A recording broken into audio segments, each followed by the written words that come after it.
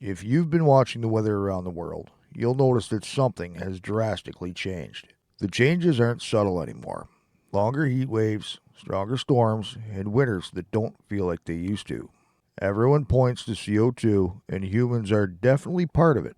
But what if there's something much older and deeper driving a lot of this? Something happening inside the planet itself. Something we can't control.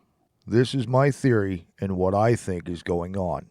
It's not the standard explanation, but the pieces fit in ways that make you wonder why we aren't asking questions. Let's walk through it. Earth's inner core dynamics. Deep inside Earth, there's a solid iron nickel ball about the size of Pluto that we called the inner core. Recent studies confirm it's been slowing down its rotation compared to the surface and mantle, starting around 2010. It even appears to be rotating backward relative to the rest of the planet right now. This isn't a one-off. It's part of a 70-year cycle. Before it can reverse direction, it has to slow first, and that's what we're seeing. Similar things might have happened on Mars and Venus long ago, though we don't have solid proof yet.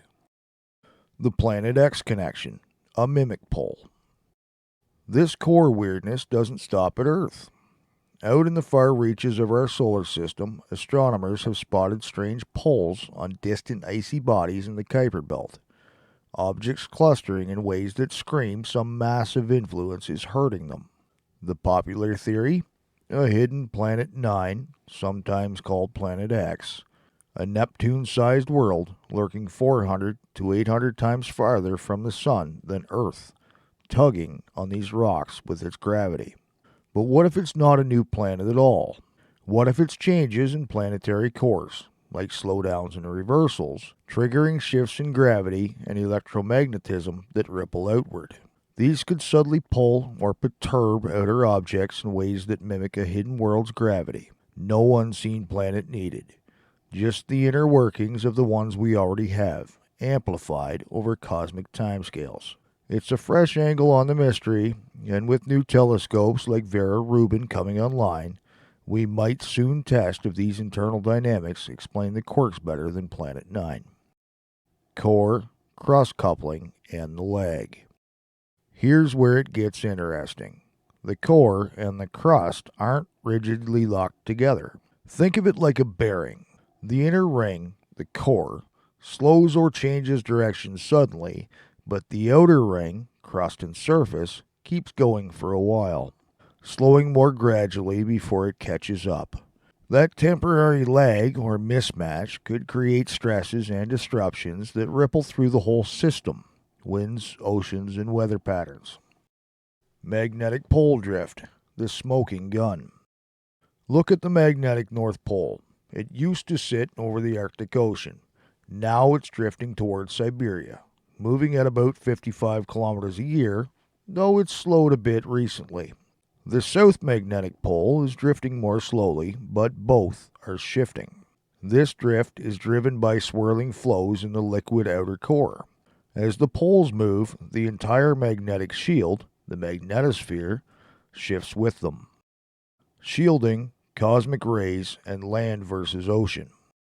Earth's magnetic field blocks charged particles, cosmic rays, and solar wind from hitting us full force. When the shield weakens or relocates during these shifts, more of those particles get through, especially at the poles. Oceans seem to absorb and buffer these effects pretty well. No big drama. But over land, the impacts could be enormous. More radiation hitting soil, plants, animals, even influencing cloud formation or ozone levels in new regions. Cosmic ray cloud seeding, another force at play. Here's where cosmic rays really get interesting. High-energy particles from space can ionize air molecules, creating charged seeds that help tiny aerosols form, and those aerosols act as nuclei for clouds. More cosmic rays potentially lead to more low-level clouds, which reflect sunlight and cool the planet. This is the cosmic ray cloud hypothesis, and it's not fringe science. CERN's cloud experiment has been testing it for years in a massive chamber, using particle beams to simulate cosmic rays. Their findings show ions from cosmic rays do enhance aerosol and cloud droplet formation, especially with trace gases present.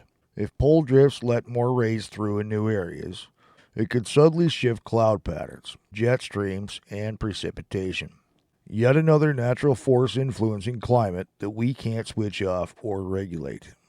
Climate and weather ripples. With the North Pole drifting over more land, Siberia and Russia, we might see colder snaps, wilder storms, and messed up precipitation there. In the southern hemisphere, altered shielding over Antarctica could contribute to faster ice melt, adding huge amounts of water to the oceans. Greenland is melting rapidly too, with researchers worried about tipping points. This redistributes water globally, uneven sea level rise, disrupted currents, and more coastal chaos. Meanwhile, we're seeing deserts greening in places like the Sahel and parts of India, while other lush areas are drying out.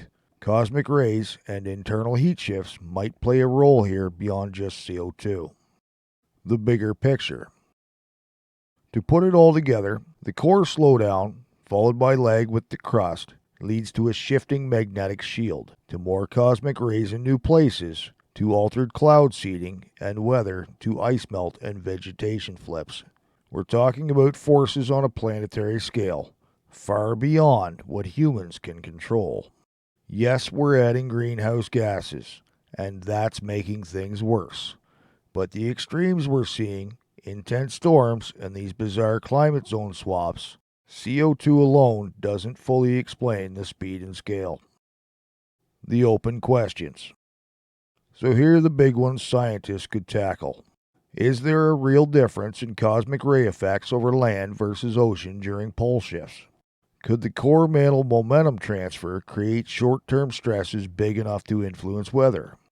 Do past magnetic excursions line up with rapid ice melt or vegetation changes beyond what we already know from orbital cycles and CO2? If this theory holds any water, the data is out there in seismic records, cosmic ray monitors, ice cores, and satellite gravity maps. I'm putting this out there not to claim I have all the answers, but to change the conversation. Humans are having an effect, but there are forces far beyond our capabilities. Instead of obsessing only over CO2, maybe we should focus harder on the other poisons we're dumping into the oceans, rivers, and forests, the plastics, chemicals, and heavy metals. Those we can actually measure, track, and stop right now. They'd make the planet healthier no matter what the core is doing. What do you think? Drop your thoughts below. If you're a scientist watching this, grab the data and run the numbers. If it leads somewhere, let us know. Have a good one, everybody.